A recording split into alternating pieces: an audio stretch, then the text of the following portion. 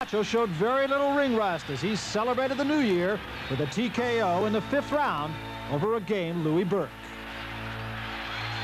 In Birmingham, England, welterweight champion Donald Curry also found reason to celebrate. His 4th-round TKO over hometown favorite Colin Jones showed the world that Curry was king of the WBA and the IBF. February brought the rematch in Reno. WBA lightweight champion Livingstone Bramble defended the crown he lifted from Ray Mancini just 8 months earlier. It was a fight to the finish. It's up for grabs. I would hate to be a judge. And they will end it the way they started it, fighting. It's over. Listen to the crowd. Bramble kept the WBA title. Mancini would never be the same again. It was just a matter of time before he would heed the wishes of loved ones. He's his own man. It's his decision. But if it's up to me, I'd tell him to forget about it. March blew in with chilling news about 3 of the greatest Latin fighters. It was rumored Duran was broke, as well as former champions Wilfred Benitez and Alexis Arguello. There were also rumors of attempted comebacks.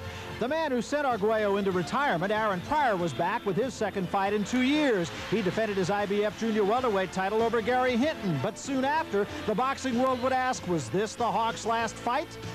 Larry Holmes claimed that this fight against David Bay would be his last, and with the TKO in the 10th, Holmes stood by his claim that this was it, with one exception. This is it, means I retire. If I don't get an offer from Michael Spinks by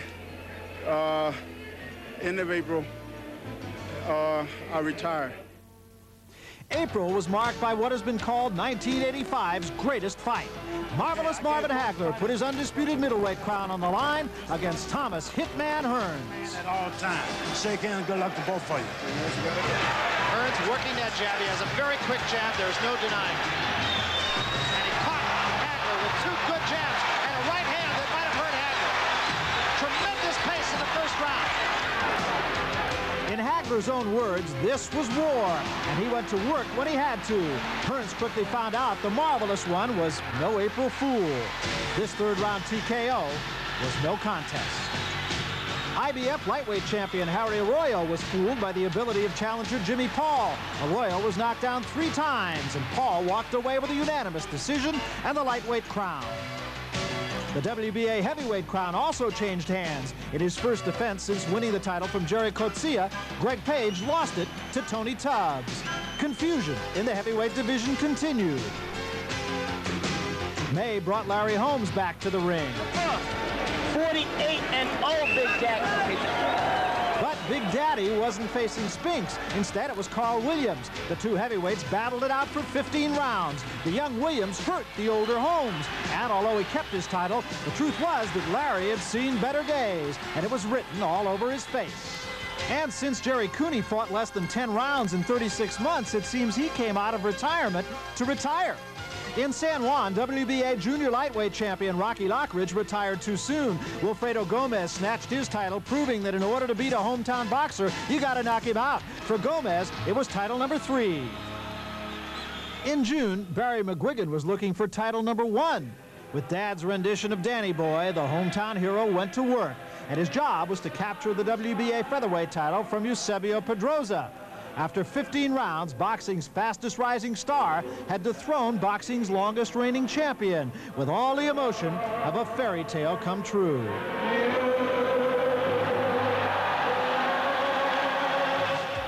June also brought the first title defense for WBC heavyweight champion Pinklon Thomas. Former heavyweight champion Mike Weaver was knocked down in round 1, and Thomas retained his crown. And it took 8 rounds for light heavyweight champion Michael Spinks to TKO Jim McDonald. Spinks continued to dominate his weight class and made no secret of his intentions to move up and challenge Larry Holmes. I go down in Easton and stage a riot all over the place, saying that we want Larry Holmes. A man wanted by the police surfaced in July. Roberto Medina, a.k.a. John E. Garcia, was recognized by a rose tattoo on his chest when he fought gold medalist Meldrick Taylor. Medina lost not only the fight, but his freedom as well. On that same night, Pernell Whitaker TKO'd John Senegal. Evander Holyfield defeated Tyrone Booz. And Mark Breland TKO'd Don Shiner. In Monte Carlo, WBC welterweight champion Milton McCrory took on #1 contender Carlos Trujillo. For McCrory fans, the odds were stacked in his favor, and he quickly paid off as he put Trujillo away in 3. The unification fight was just a matter of time.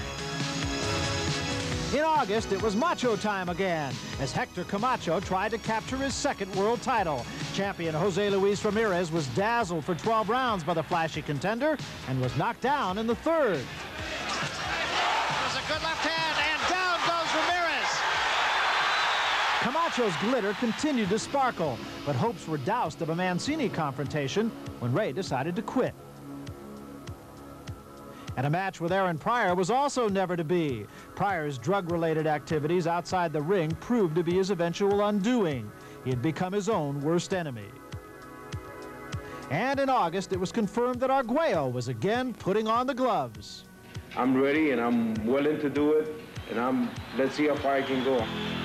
A flamboyant Lonnie Smith knocked down champion Billy Costello 5 times. In an 8th round knockout, Smith claimed the WBC super lightweight title and sent Costello into retirement, at least for 1985. In September, Michael Spinks finally made a heavyweight out of himself. And Larry Holmes was on hand to meet his challenge. Both fighters hoped to make history. Spinks was trying to become the first light heavyweight to capture the heavyweight crown, while Holmes was chasing the legend of Rocky Marciano.